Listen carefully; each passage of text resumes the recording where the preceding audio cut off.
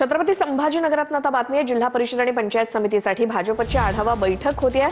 अतुल सावे, भागवत कराड, संजय केणेकर यांच्या उपस्थितीमध्ये ही आढावा बैठक झाली। तर पिंपरी चिंचवड महानगरपालिका निवडणुकीत निम्म्या भागामध्ये क्रॉस वोटिंग झाल्याचं बोललं जातंय।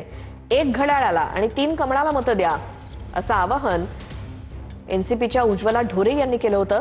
पिंपरी चिंचवडमधील मतदारांना क्रॉस वोटिंग करा असं आवाहन करण्यात आलं असं म्हटलं जातंय। त्यामुळे अजितदादांच्या राष्ट्रवादीतनं नगरसेविका झालेल्या उज्ज्वला ढोरे यांनी हे आवाहन केलं होतं। मात्र उज्ज्वला ढोरेंनी स्वतःवरचे आरोप फेटाळले।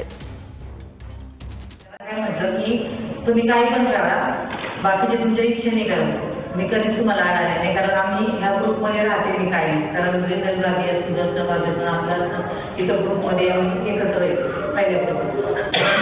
फक्त मला एका मतदाराची मदत करा, जे महिला ओपन मत जे आहे तर त्याच्यासाठी फक्त घड्याळाला मतदान करा, 3 तुमच्या तुम्ही बीजेपी करा, 3 कमाल करा, एकच घड्याळ करा। तुम्हाला सांगतो पिंपरी चिंचवड महानगरपालिका निवडणुकीमध्ये निम्म्या भागात क्रॉस वोटिंग झाल्याचा आरोप केला जातोय। उज्ज्वला ढोरे यांच्यावरती आरोप आहे, त्यांनी मतदारांना आवाहन केलं।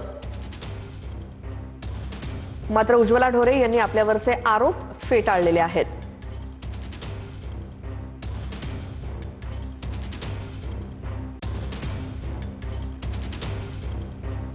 हे काही व्हिडिओ मी व्हायरल नाही केलेला, हे व्हिडिओ ऑटोमॅटिकली व्हायरल झालेले आहे। त्याच्यामुळे मी व्हायरल करायचा संबंधच येत नाही त्याच्यामध्ये।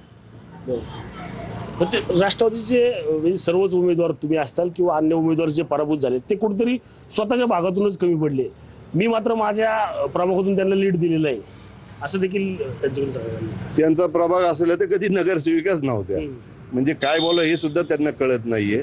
त्यांच्या जीवाला विचारा की त्यांचे कार्यकर्ते किती, माझ्याकडे भाडोत्री कार्यकर्ते नव्हते, माझे 3 पिढ्यांचे कार्यकर्ते माझ्या मागे पळत होते आणि अख्खी यंत्रणा हँडल करत होते। ज्या उमेदवार पडल्यात त्यांना हा उमेदवारी जिवारी लागली, यश आलं नाही, म्हणून हे कांड होतच राहणार आहेत। तुम्ही विचार करा, तिथं जाऊन स्थानिक नागरिकांना विचारा की ती क्लिप पूर्ण नाहीये, जो एडिट केला आणि आहे तेवढंच दाखवतात।